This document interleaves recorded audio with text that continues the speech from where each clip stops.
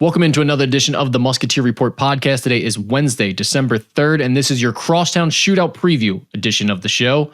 Xavier is sitting at 6-3 overall coming into this game. They're ranked 81st in KenPom, while Cincinnati is 6-2 overall and ranked 72nd in KenPom.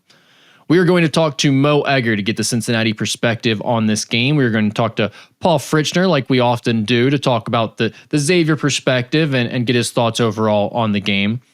But first, I'm going to give you just a few things that I'm looking at heading into the matchup, and also I'll share my prediction before we get into those interviews. So let's start with where we're at going into this game, which is, before the season, I thought that this was UC's year. I thought that they were going to break the streak of losing at the Cintas Center. I thought they would win the game handily. I thought they had the much better team, and that's just how it was going to go. A few games into the season for both teams, I only felt that way even more so because of the way it was going. And then the last 2 weeks happened, and it's completely flipped the game on its head. I think it's made it a complete toss-up. I saw in KenPom that Xavier is favored by 2 points. Cincinnati has really been scuffling on the offensive end. They have some major issues, and quite honestly, I think the Bearcats have issues that go beyond their play on the floor right now. I think the walls are starting to cave in on Wes Miller, especially with the fan base and the noise coming from them. And I think he's just frustrated because he hasn't had the success that he expects to have. And I think the players are starting to feel that. There's been some questionable body language things. It's just been a little bit weird for Cincinnati over the last few games, and they haven't gone very well. Obviously, it started with the loss to Eastern Michigan, but the game against Tarleton State wasn't very good either on the offensive end, and you had the lack of crowd showing up for that one, and you've had the boos the last few home games, so things just don't feel great overall for the Bearcats right now. And I think all of that, combined with their struggles and the metrics that aren't in their favor, lead us to the conclusion that this game is back up for grabs. I mean, I no longer feel that it's clearly UC's game to win. I think they can win it, and they can even win it handily still, but it really is hard to have a clue what to expect from either one of these teams going into this game this year. In terms of the personnel for Cincinnati, I think the biggest thing that I'm interested in going into the game is who can or will take advantage of Xavier's struggles on the defensive end. If you look at Xavier and what they're good at, it's playing on the perimeter, it's forcing turnovers. They do a pretty good job of taking away 3-point looks, but they've been getting beat in the paint. Their 2-point defense is not good. They don't have a rim protector back there, especially in their starting lineup. So that's where I'm curious. Does UC have not just the ability, but do their players have the willingness to attack Xavier in the paint? And do they have a coach that can put them in those spots to be successful doing so? I think Baba Miller is the guy you first think of because he's their best player, first of all, but also because he's the type of guy, even though he's 6'11", he can catch the ball in the high post and turn and beat you. He can beat you on a straight line drive. He'll do a little bit of mid-range scoring as well, but he's a guy that I think can get inside, get some lobs, get some offensive rebounds, and punish Xavier a little bit with that lack of 2-point defense. The next guy that I look at is Sean Abayev. I think with his size as a wing, he settles for a lot of jumpers right now, and that happens with freshmen. But if they can get him going downhill and attacking and causing problems for some of Xavier's defenders, then all of a sudden you throw him into the mix as a very talented scorer who can line it up on any given night, even though he has not been consistent to this point. And you've got another problem to deal with there. So that would be a concern if I'm Xavier. Maybe a guy like Sincere Harris, athletic, tough. His game on the offensive end is basically getting out in transition and scoring, but going downhill for the most part, getting to the basket. He's not a good outside shooter for the most part. So I think he's another guy that could take advantage of Xavier's poor 2-point defense and get to the basket.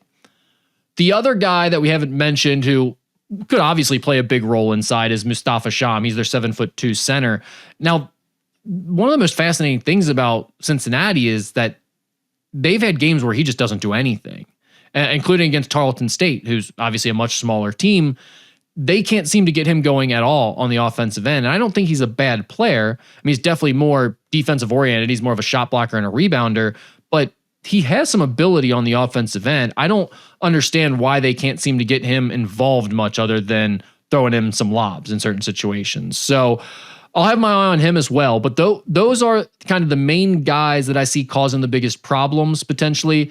And if those guys get going, then you still have to worry about, a guy like Day Thomas getting hot from the outside, a Kirk Kriisa getting hot from the outside. Those are still factors in the game, but those are kind of always a factor, and the inconsistency for Cincinnati on the offensive end has come from not having guys who can get into the paint and score consistently or get to the free throw line and score consistently. They just don't have that reliable option there. So if somebody's able to step up and give them that against a Xavier team that, let's face it, leaves that available to you, then this could be a very different game. Obviously, like I mentioned, Day Thomas, he's played in the shootout before. He's a threat, of course. He scored 15 in his first shootout. He had 8 last year. I tell you what, he almost scares me more defensively because I think he's really good at pressuring the ball, and that's part of what UC does really well, to where if he really disrupts Allright or Roddy Anderson, I mean, maybe you just put the ball in Filip Borovicin's hands and kind of let him be more of like a point wing in that scenario. But I think that could get Xavier out of whack a little bit offensively too. So I'll be watching Day on the defensive end almost as much as I will on the offensive end. But, he's not a driver. He's not a guy that typically goes to the basket. He's mostly looking for 3-point shots. So he doesn't worry me as much in terms of taking advantage of Xavier's lack of rim protection. In terms of the biggest factor in this game for both sides, I go to how UC matches up with Xavier's front court. How do you guard Jovan Milicevic and Trey Carroll on the perimeter and maintain your advantage? Because UC is a top 5 defense in the country, according to Ken Palm's efficiency numbers, in large part because they have a 7-2 shot blocker at the back end of their defense, and they're really able to pressure the ball as a result. And because they have a 6'11 power forward that stays around the basket, and he's a very good player overall. He can move well, he can get on the perimeter and guard. But having those guys inside definitely makes you tougher to score on and adds to UC's advantage. If Xavier can cause problems by either pulling those guys away because Jovan Milicevic and Trey Carroll shoot the 3 well, or UC has to change what they're doing, where they make the matchups different and have guys kind of out of position with who they're guarding, or they have to go to a smaller lineup, then that could potentially lead to advantage for Xavier. And it definitely makes UC's defense not as effective, you would assume, because they don't have that ultimate rim protection at the back end. If UC solves that, which I think that's part of what Wes Miller is actually really good at as a coach, is figuring out those defensive matchups and getting his team to cover up those types of issues. If they solve that, then I think XU is in trouble. If that gives UC's defense trouble, then I think XU will be able to play off of that, find more wrinkles, have a lot of success offensively in this game. They're at home. You feel really good about it. If UC solves that defensively, then I think it's going to be tough for the Musketeers to score a lot of points against this UC defense. So that's why I go down to that being the biggest factor in the game, in my opinion. In terms of the two guys, the two hero names, if their team wins, if UC wins, I think we're talking about Baba Miller. I mean, it's the easy answer because he's their best player, but I also think it's probably the right answer against this Xavier team. I think we're going to be talking about him, his defensive ability against Xavier's front court and the job he did, the role he played in slowing down that front court attack. And also offensively, I think he'll get inside and he'll rack up a bunch of points against this Xavier defense. For Xavier, it's Jovan Milicevic at that center spot.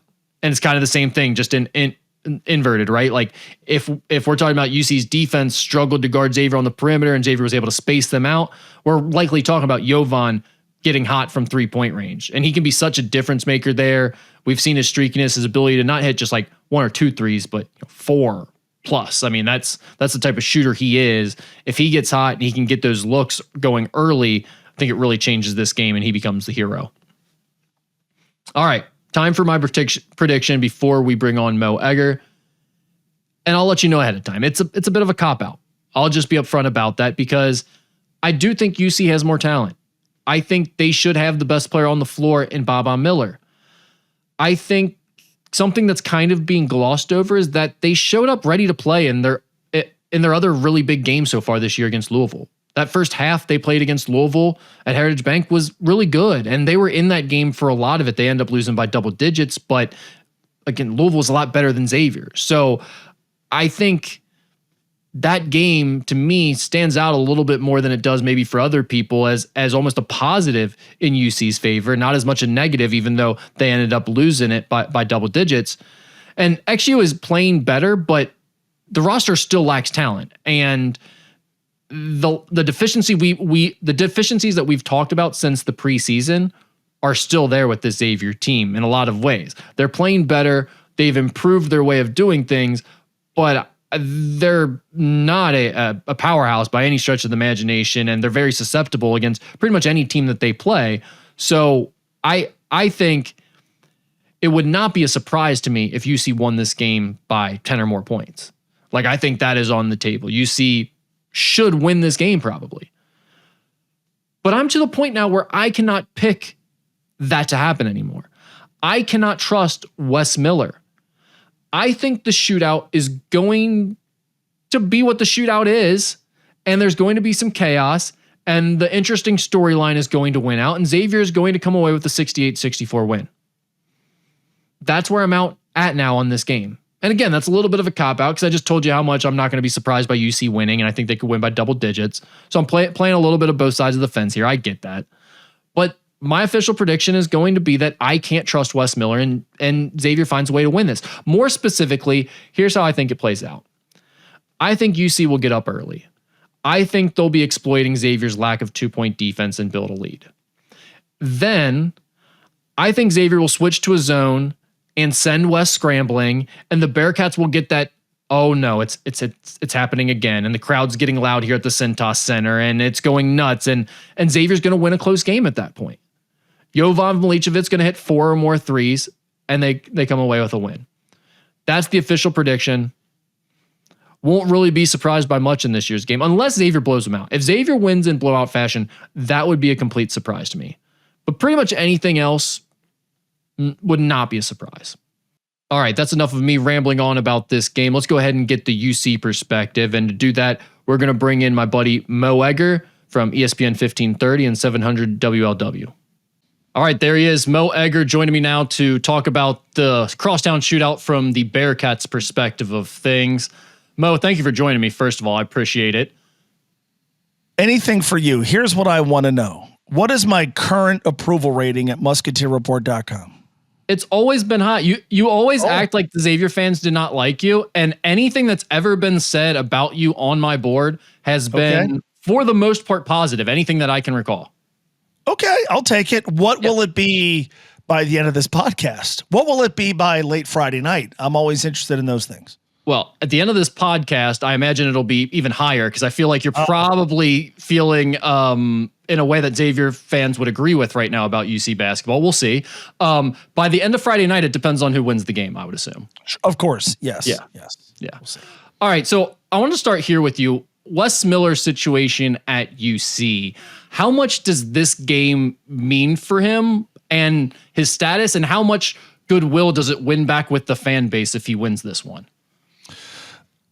I don't know if it's going to win back a ton, quite frankly. And I'm not qualified to take the temperature of every single UC fan, but I don't know that beating Xavier in a game that most at the beginning of the season said they should win, even if it's on the road, even if you consider Cincinnati's history at the Cintas Center, I'm not sure. If you're a Wes Miller skeptic and they win on Friday, I'm not sure that you're going to go, cool, on board, let's go. I don't know. I think what it would do if they win the game is avoid what Saturday would sound like if they lost, which is going to be just anarchy and chaos and people going down a very weird and dark place. So I don't know if the game itself is really going to swing people's opinion when it comes to Wes Miller. Now, if you look at this as Wes has to make the NCAA tournament or he's gone or he should be gone, well, okay, then I guess Friday's game only matters in the context of in the context of, does it vault them to the NCAA tournament? Does it help them get to the NCAA tournament? I think if you look at it and go, okay, it's a little bit more nuanced. Maybe it's not have your name called on Selection Sunday or bust. Okay, then what? Within what context do they not make the tournament? Do they beat Xavier? Are they competitive? Are they just on the outside looking in? And if they don't make the tournament, and you're going to make the case that Wes should continue to be the coach, well, then I guess it would really help to have a win over your arch rival on the road in your back pocket, especially in a year like this, where it felt like a month ago Cincinnati should win. Does that make sense? I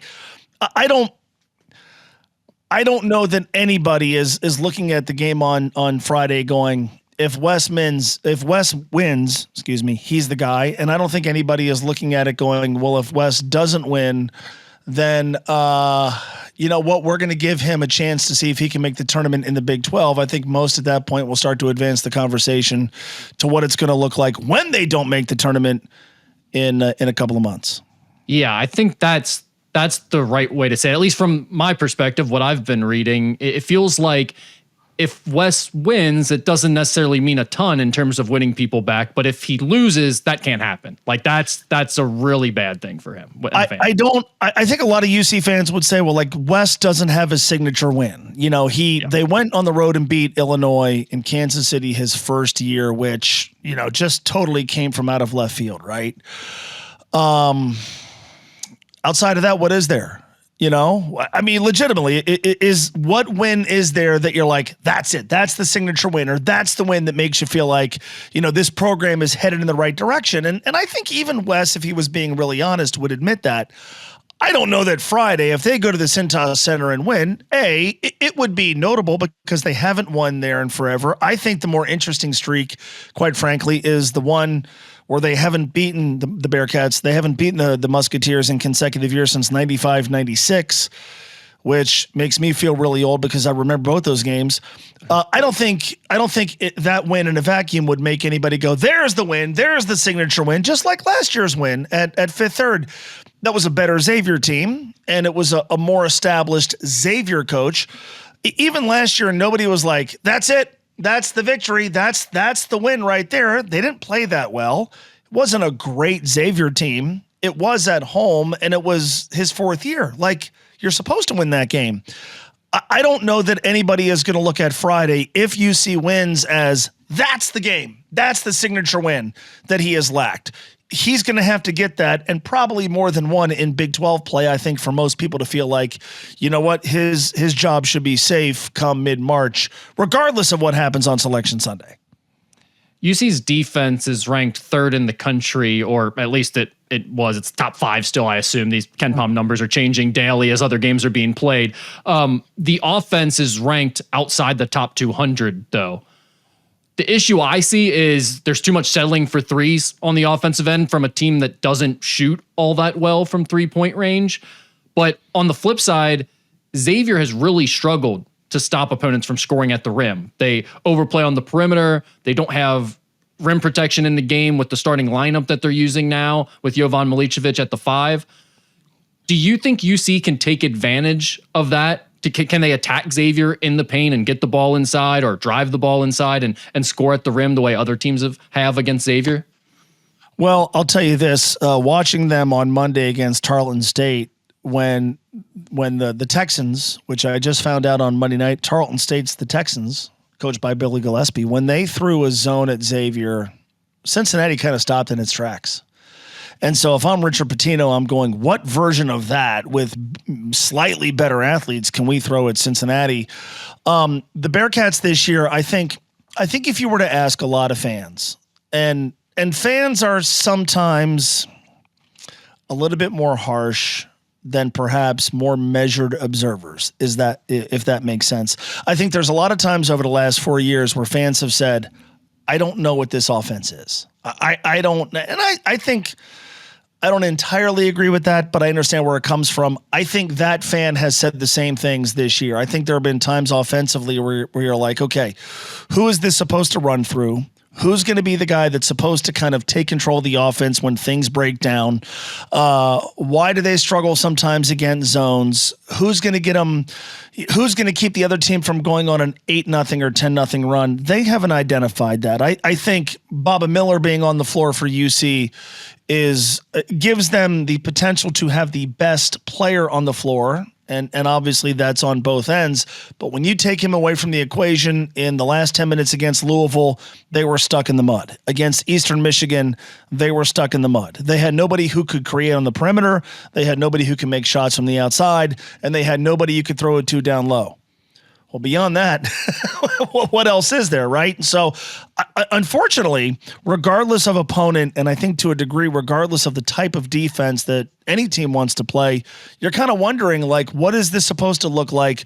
Who's supposed to get the buckets? Can they make shots from outside? Can somebody break them down on the bounce? Can you throw it inside to anybody if Baba Miller's not on the floor? Like, there's still so many unknowns. And so I think it's hard to answer with any certainty as to whatever advantages Cincinnati, and maybe to a degree, whatever disadvantages Cincinnati may have against anybody.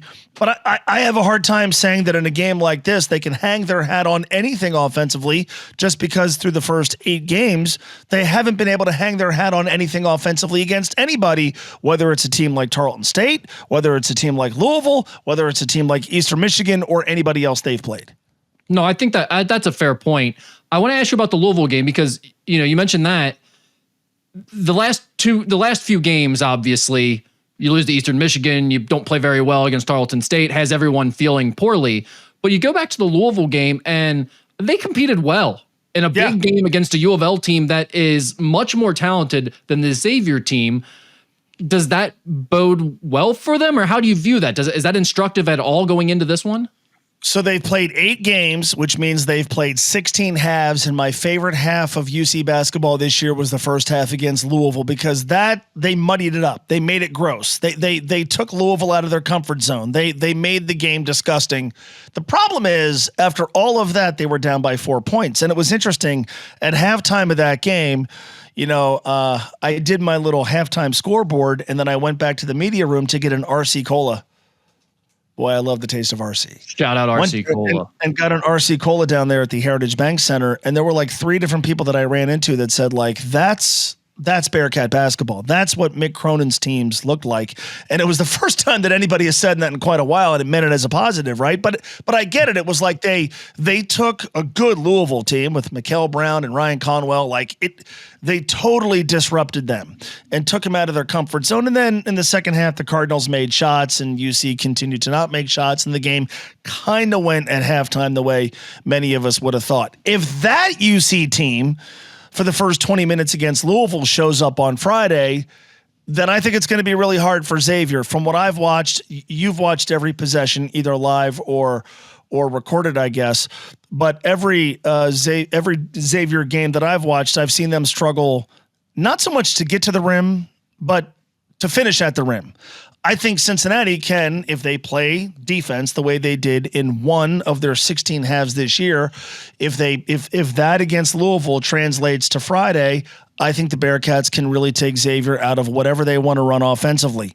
I guess the question is, if they do that, let's say they do that for a half on Friday, in that atmosphere, can they take advantage? Because nothing that I've seen UC do this season would suggest they're capable of playing high-end defense for 40 minutes. And so, let's say it looks like the Louisville game where they kind of make it gross for a half. Cool. At halftime, is it a 12-point game? Is it a 16-point game? Is it a 4-point game? Because then you go, okay, they kind of let them off the hook, and now the home team in their building is going to make a little bit of a run. But yeah, I do think that they have shown more tendencies, I guess, to kind of make the game gross against good competition defensively than I've seen them been able to execute against good competition offensively. Even the game against Dayton, they had 24 turnovers, threw the ball all over the gym, and so. That's why I said my favorite half so far this season has been the first half against Louisville, and even at the end of that, you were concerned about how the game was going to unfold because they couldn't take that defense and translate it into offense. Yeah, I know people are understandably frustrated with the way the team is playing offensively, but I do feel like as it relates to comparing these two teams, people have kind of glossed over the way UC looked for a good part of that game against Louisville, where it's like, hey, I mean, if that team shows up, they're winning unquestionably on Friday. So I was curious in your thoughts on that plot point. My other question I had for you was, give me the guy that we're talking about for either side, because you have watched Xavier, you watched him in person. I know you've watched him aside from just that. Who's the guy for each side that we'll be talking about if they win? So like if UC wins the game, who's the standout for them? And if Xavier wins, who's the guy that we're going to be talking about for them? Well, I think if Baba Miller is healthy, and again, he played a normal minute load against Tarleton State on Monday, so I will assume he is okay. If the Baba Miller we have watched play healthy, when he's been healthy, shows up on Friday, I think there's a very good chance he's the best player on the floor. Yeah. I don't know that either team has anybody who can do all the things that he does. He's long, he's athletic, he can handle the ball. You know, he can do what a lot of us thought Donovan Mitchell would do for them last year, which is grab it off the glass and go. And he has done a little bit of that. And so I think if Cincinnati wins, you know, part of it is the narrative of how this game goes. When UC wins, it's typically because their best player played like the best player. This isn't entirely true because I watched Najee Marshall carve up the Bearcats in the 2019-20 game, but UC fans will say, well, oftentimes when Xavier wins, it's because some rando ends up hitting 4 threes. Well, Xavier's got a team full of those guys this year, and that's no knock on them because they've gotten better. Like, dude, I watched that Santa Clara game, and I'm like, holy crap, what is this? And then I watched them play. I watched the entire Georgia game. I watched the entire West Virginia game. And the West Virginia game might be an extreme example because they shot it so well. But, like, it seems to me, and Rick, you know a lot more about this than I do. You know a lot more about their personnel. It feels like they run really good stuff. And so if it's a team full of randos, who's the best rando so far? It's been Trey Carroll. The Old Dominion game that I went to where I sat behind you and you ignored me, I thought Trey Carroll looked really good. Roddy Anderson has obviously been really good.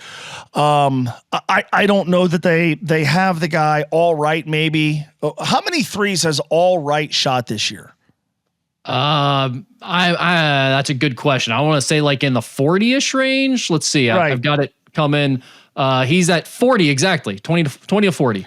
Right. So he's made 50% of his threes. So I guess the way I look at it is, okay, on a team that frankly feels like it's full of randos, and don't take that the wrong way, they are. There are a lot of guys where if you're a Xavier fan, you're still trying to figure out who does what. The guy who has done the most has been Trey Carroll, though Roddy Anderson has obviously certainly had his moments. But if you're a Bearcat fan, and again, that's the perspective you asked me to give, and I've done so clumsily, you think of the guy who's just going to suddenly make a bunch of threes. All Right is shooting, I think, 50% from three. Yes. I didn't know he had taken as many as 40. I thought it was closer to like 25 or 30. But so that's the guy. That's the guy. But I feel like if you're a Bearcat fan, you know, I go back to John Brannon's first season in the shootout. Cincinnati won the game because they had the best player. They had Jaron Cumberland. Now, I would stop well short of saying that Baba Miller is as established as Jaron Cumberland, but you went into that game thinking they've got the best player.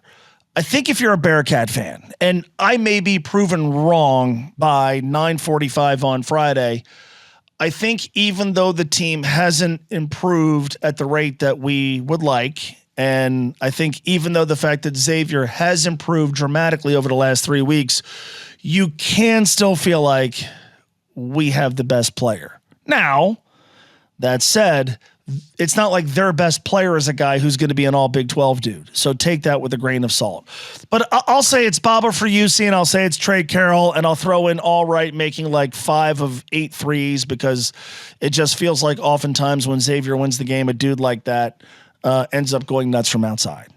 All right. Also, you've got to stop saying this thing about the Old Dominion game. I've got like actual close friends to me who are big fans of yours that like, why are you big timing Mo? Why are you doing this? You're having me on your podcast. So yes, obviously we have no beef. Yes, exactly. And also to be clear, the way this is set up at Xavier, the media situation, there are 2 seats in front. There are 2 seats behind that are very high above. Like if I turn around, I can't see you and talk to you. If I turn around, I have to like stand up and lean over your thing and my tiptoes just to even look at you. So it's not like I was sitting at the game and refusing to speak to you and giving you a cold shoulder, to be clear. I just like wasn't standing up, turning around, talking to you the entire game, I guess. I enjoy poking the bear a little bit. No, it was, you were there in a professional capacity. You were working, you were writing. I mean, you're doing a lot of stuff. I was there just because I had a free Tuesday night. Like on my laptop, I had Kentucky versus Michigan State. I wasn't writing anything. I wasn't really doing anything. So I just went because I could and because I had nothing else going on and I wanted to see the college basketball game, wanted to watch the Musketeers in person. You were working like a pro, as was Shelby, to your right, working like a pro, as what I don't really know what Trags was doing. You guys were there working. I frankly had no business being there. So we're cool. That night was cool. The Musketeers won the game. Kentucky did not win the game that I was watching on my laptop. It was fun. And so I apologize if I have mischaracterized our lack of personal interaction at the game because you were very busy. Yeah, I don't know about all that, but yeah, I was trying not to bug you, and also it wasn't like I was sitting next to you and not speaking. There was a divider between us. Normally, I like throwing Tom Iser under the bus. Normally, Tom Iser is nice enough when like friends come to the game in the media, he'll sit me next to them. But I guess Trags takes precedent over me in this situation because he got to sit next to you. So that's how it worked out that game. That's every time I go to a game there, he puts me next to Trags, which Trags is awesome. Trags is great. But I thought like if I come to more games, maybe they'll sit me next to Rick. Maybe Tom will, and Tom's awesome. Like I love Tom Iser. Let's not stretch it.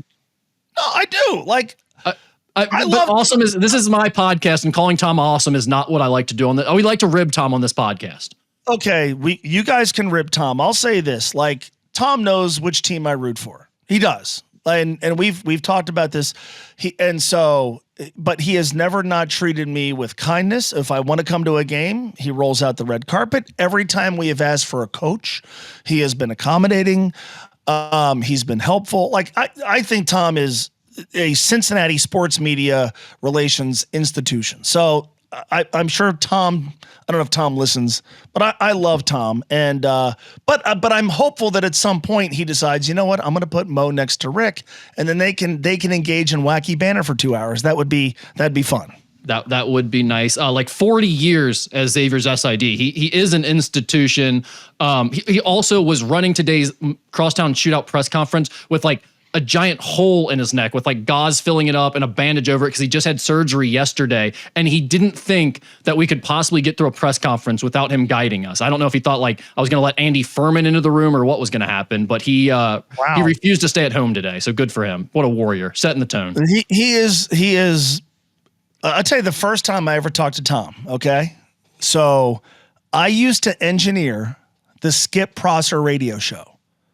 Wow. On Sunday nights at the original Montgomery Inn.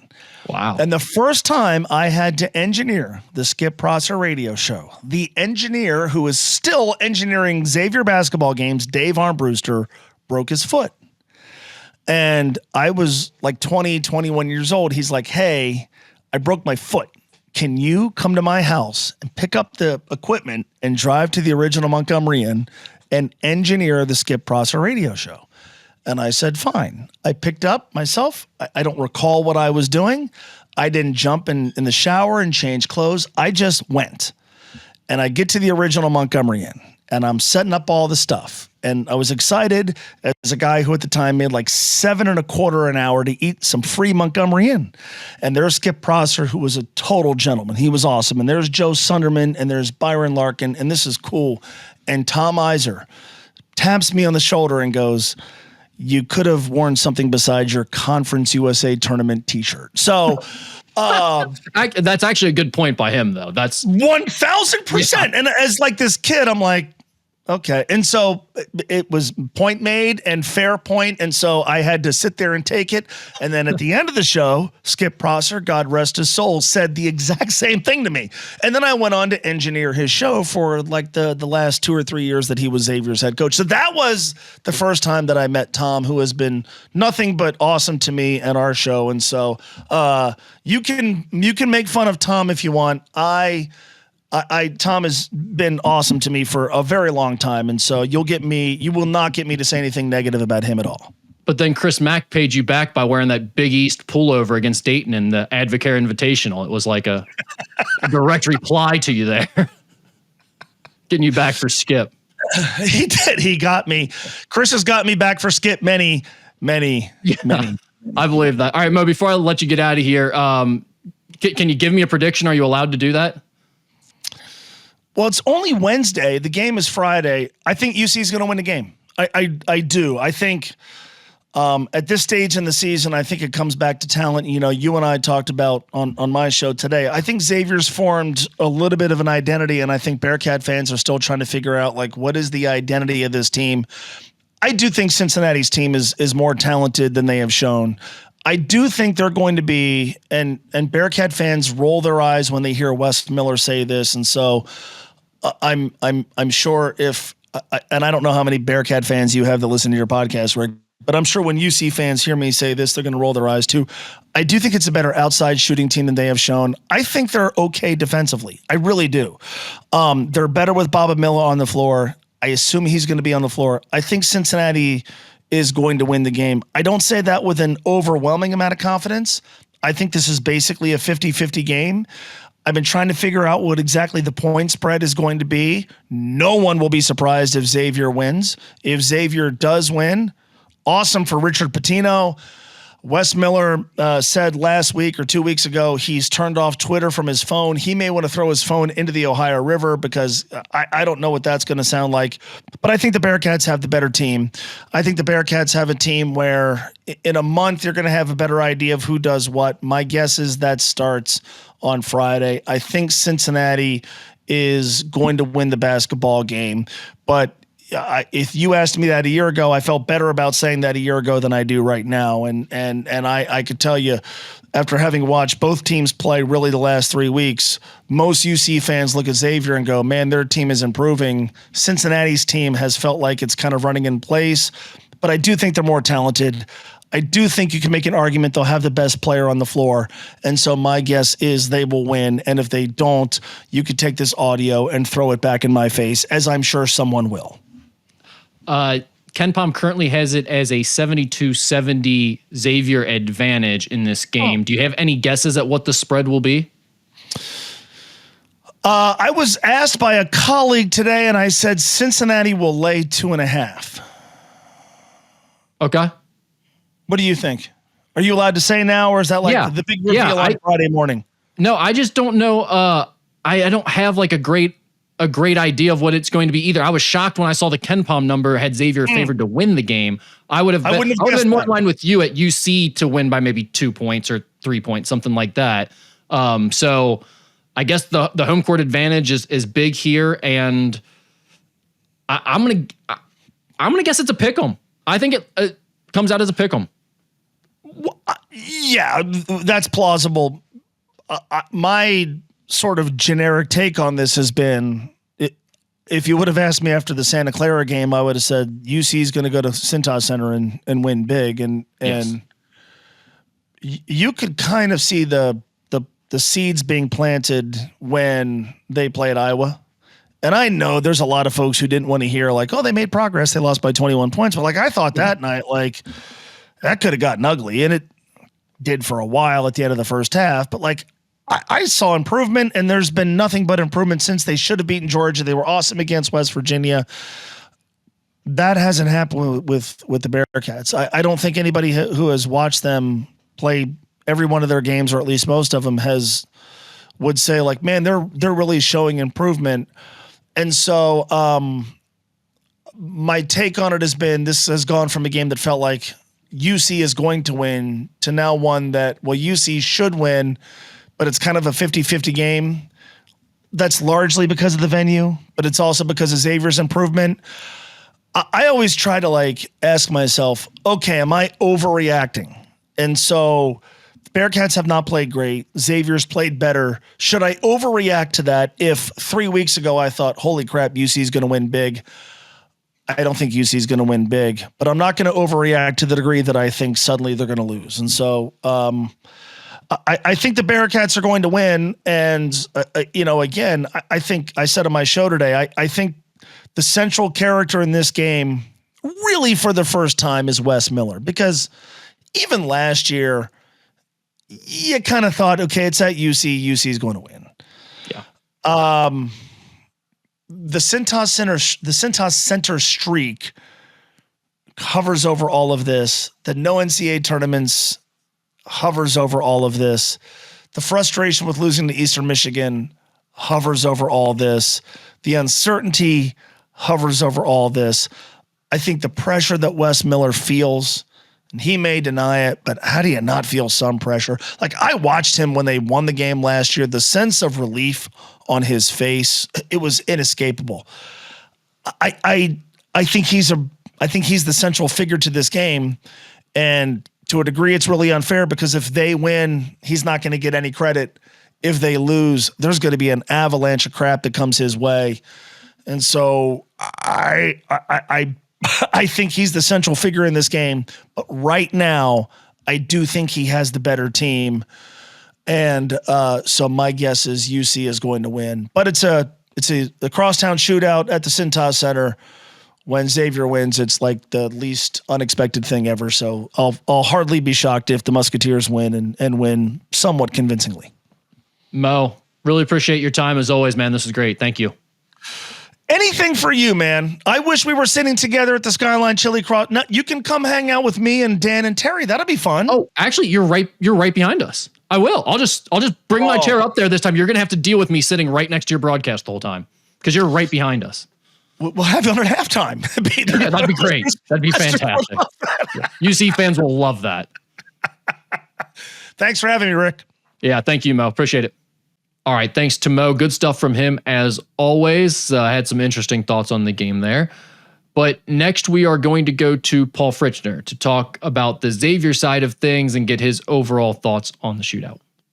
All right, there he is. We just talked earlier this week, but I had to bring him back on for some Crosstown Shootout talk. We talked to Mo Egger about the UC side of things. Now let's talk to Paul Fritschner about his take on this matchup coming up here on Friday night. Paul, how much has this game changed in your eyes since the first 2 weeks of the season? Oh, Rick, it's changed a ton, right? I mean, you and I sat here on a preseason show and we were talking about whether Xavier would be even in arm's length of UC at this point in the season. It looked like UC's athleticism, their defensive ability, it looked like what UC was going to bring to the table this year was probably just going to overwhelm Xavier. And now here we are sitting in the second week of December, and it's a toss-up of a game, which is crazy. I really can't believe we've gotten to this point. I mean, especially after what we saw from Xavier in the first 3 games of the season, the coaching staff went back to the drawing board, and now we're to a point where it's a total toss-up. It's a 50-50 game. I mean, I think Cincinnati definitely has the talent. They have the length. They have the athleticism. Xavier has great shooting. I'm very much looking forward to whatever we're going to see on Friday night. Yeah, so on that note, from a Xavier perspective, what do you worry more about? Is it Xavier scoring against UC's defense that is ranked, top 5 in the country, or is it the Musketeers letting UC's struggling offense that is ranked outside the top 200 get going against their defense because of their sometimes poor 2-point defense and their inability to stop teams at the rim? I think it's more on Xavier's side because I think Georgia's a pretty good comparison. I think Cincinnati is a better Georgia. I know you could look at the metrics and say that Georgia's probably ranked higher in every metric, but just in general, I think Cincinnati is a better Georgia if you're just looking at a comparison of the teams. And I do get nervous looking at how Xavier would try to match up with this Cincinnati team if shots aren't falling for Xavier, because I think this could be a problem on Friday. If the threes aren't going, then what does Xavier have an answer for? Where else do they turn? That's where I kind of get a little concerned. But yeah, on the flip side, the thing I'm not as worried about is it's sometimes hard, I used this analogy yesterday, right? I think fans a lot of times overblow halftime where you go in and you're not really changing all that much at halftime, right? And during the season, we've seen Xavier do it, but in general, you're not changing a ton about your team in the season. And so to just expect UC to come out on Friday night and look like an entirely different team than what we've seen in the last 3 games from Cincinnati, I don't expect that either, which means, am I really concerned about what they're going to bring to the table offensively? Yeah, if they're hitting threes, but they have not found an offensive identity yet on the interior. Yeah, I think that's fair, but I just, you see a team that's struggling to get it going offensively. Maybe they don't have an identity and they don't have a lot of confidence right now. I do wonder, with the way Xavier has had those games where, they start off by giving up easy buckets at the rim, Deshaun Abayev get 2 quick, easy ones at the basket, and now all of a sudden he's in for a 25-point night or something like that.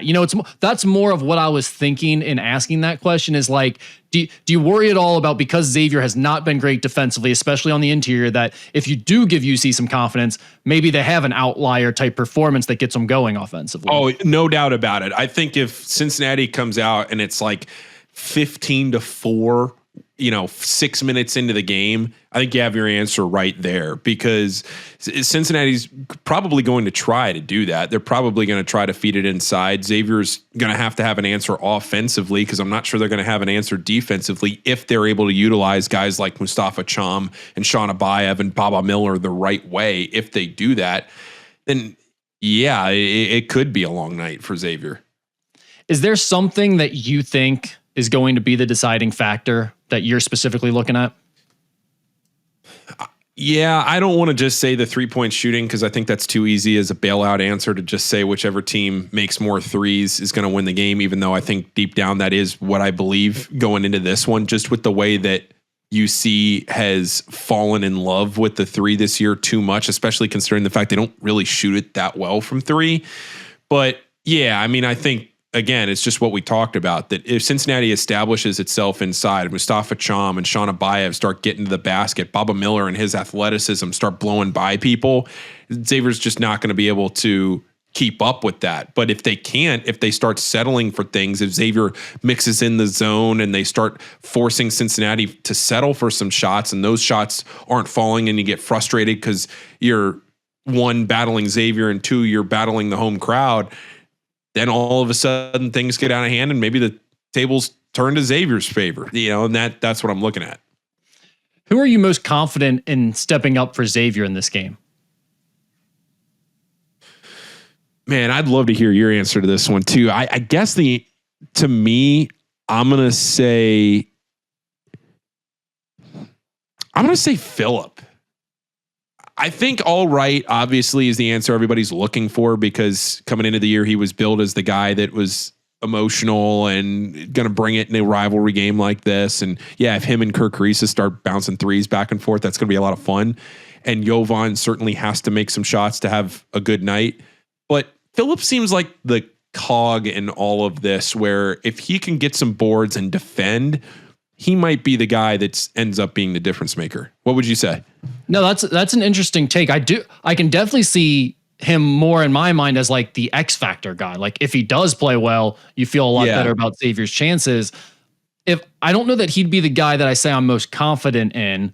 I know a lot of people have thrown Malik Messina Moore out there as a guy that could be a dark horse, like wild card X factor type guy. I think that's a great thought on this game as well.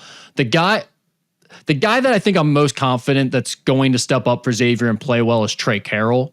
I think he has that combination of being their most consistent guy who can make some outside shots, but he's also actually like attacking the basket and trying to draw fouls and play tough and physical and all of that. He can handle that style of play from UC a little bit better than maybe some of the other players. And then also I think he has a little bit of that it factor maybe that you were talking about with All Right, where like emotional, gets fired up, kind of thrives off of the big game energy. So I think I'm most confident that Trey Carroll is going to show up and be ready to play. But hey, it's a tough matchup for him. Like if Baba Miller is guarding him or he has to guard, they're guarding each other, that's a really difficult matchup. So I'm not saying it's going to be an easy night for him by any stretch of the imagination. I'm sure he'll be fired up. They played with each other last year at FAU. I mean, they're very familiar with each other. Former teammates, they know each other's games. I talked about it a little bit already, but I am really curious to see what UC does defensively in the front court, because I think that's a lot of what this game comes down to is how do they match up with, they're really good defensively in the front court, but how do they match up with Xavier's unique style of having two face-up players who want to pull your big men away from the rim and shoot threes. And I think that's a big plot line in this game. Yeah, 100%. And then at that point, like, to me, with the lack of experience in this game from both of these sides, it's like which team can go out there and throw the first punch in the first two wars? Because either way, if it's a 8 or 9 point game through the first 5 or 6 minutes and that other team is just trying to climb their way out of that hole the rest of the game, that's hard to do for both of these teams, right? And certainly they have the shooting to do it. But it's hard for teams that aren't overly talented to climb out of those holes. I do think Xavier is probably better built to make a comeback because they're so reliant on the three that just naturally there's more ebb and flow to the way they're going to play. Whereas for UC, it does feel a little bit more pressure packed for them right now. Like if they start off well, great. That'll get the monkey off the back a little bit. If they don't start off well, you do wonder if this thing starts to snowball on them a little bit. And they kind of have that lack of confidence feel to them right now on the offensive end. If they really get in a rut on the road at Xavier regardless of whether you've been here or not, you've heard about that streak and their inability to win at the Cintas Center throughout this week. So I do feel like that side of it favors Xavier maybe a little bit more. Yeah, I'm with you. And that's why I picked Xavier to win this game in the preseason. It's just because I think, especially now with the way both teams have started this year, I think the home court's going to matter. And I think being able to walk out of that tunnel and kind of ride that wave early on in the game, if you are able to do that, then that's going to be a difference maker. And I think this team, for as much as they want to downplay it in the media or whatever they want to say, like they understand what this game means, but you don't truly understand it until you're actually on the court and you're feeling the energy, and there is something to that. So I think for Xavier, looking at how well they've shot that, look, Rick, they're 35th in the country in 3-point percentage. You get some of those. Think about the West Virginia game and how tough some of those shots were that they were making in that West Virginia game. They made 16 threes.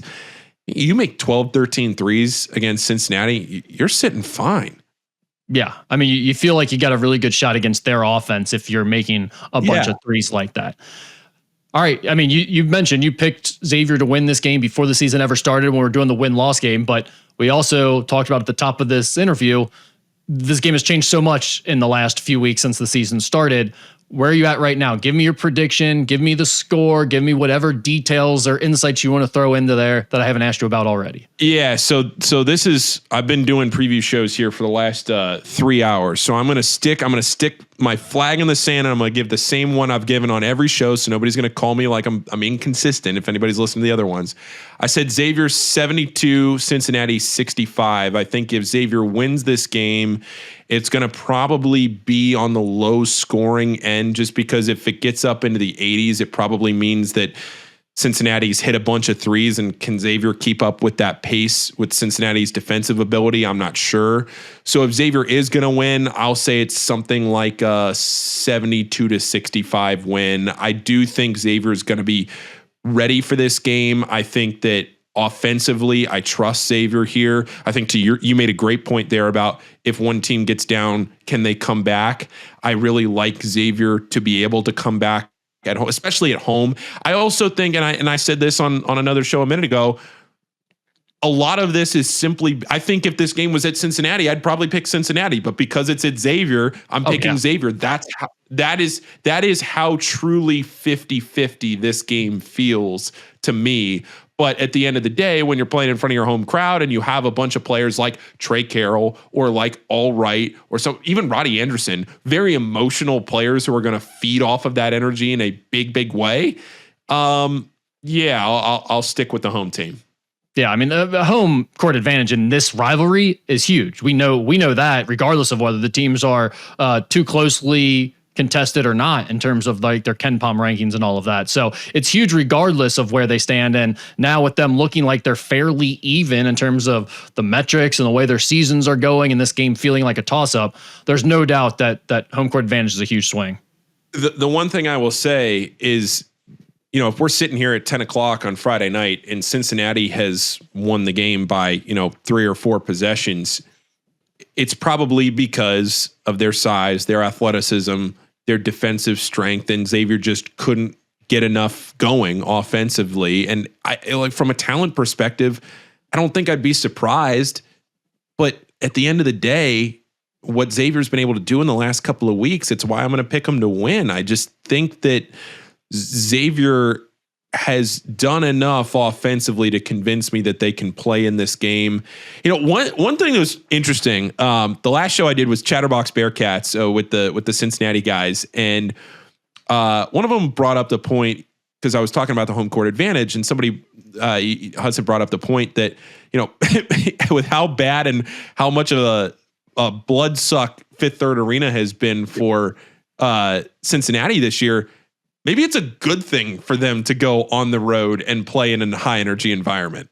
No, I actually agree with, not maybe at the Cintas Center where they can't win and it's going to be the most hostile crowd possible, but I do think playing away from Fifth Third right now is very good for Cincinnati, because you know how it is. When you get to that point where the fan base is super negative, people aren't showing up to the game, so you kind of have that weird, eerie, quiet feeling, but then you hear the boos, and like anytime you have a turnover or make a bad play or the other team scores, there's kind of that like nervous and going on in the arena. That is demoralizing, and it zaps all energy and enthusiasm, I think, from a team. So I actually agree with that. That's a great point. I do not think UC really wants to be playing in front of the Fifth Third crowd right now for the most part, but the Crosstown Shootout is also a little bit different. Like Xavier or UC fans could create enough hate for Xavier that would still be an awesome environment and very pro UC if it was there. Yeah, no doubt about it. I just think right now with the way this is trending after Eastern Michigan, I mean, the biggest thing to me, Rick, you think about what they did on Monday against Tarleton State. They made 16 threes against Tarleton. If they had just made 10, they would have gone to overtime. 6 less threes, they make 10 threes, which is still a very respectable number of threes to make in a college basketball game.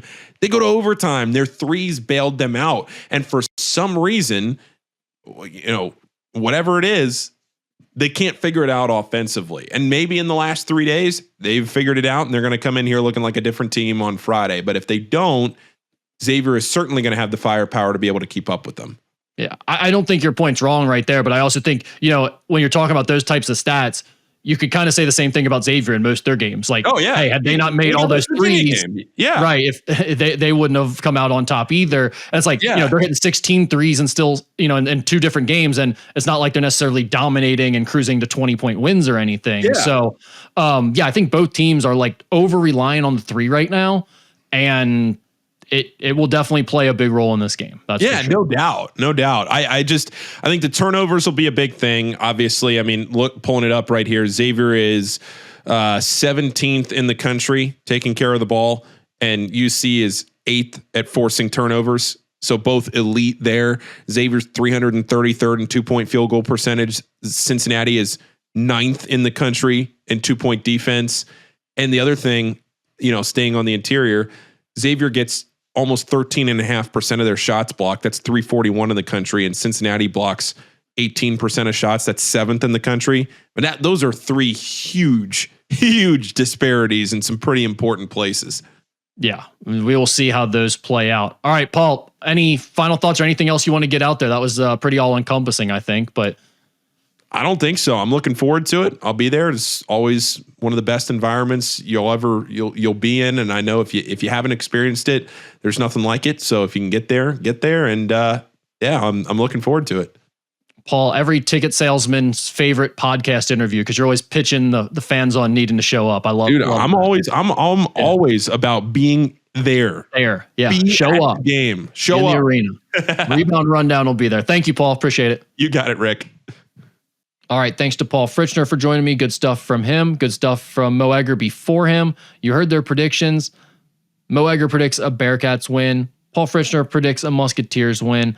I've got Xavier 68-64 as well. Gave that prediction at the top of the show. So hopefully you enjoyed this preview edition of the Musketeer Report podcast. Be sure to check out the Rebound Rundown and the Richard Pitino show from Paul. Be sure to check out Mo's show every day from 3 to 6 on ESPN 1530. And also, if you are not signed up for Musketeer Report, we are still running a 50% off sale. Great time to take advantage of that.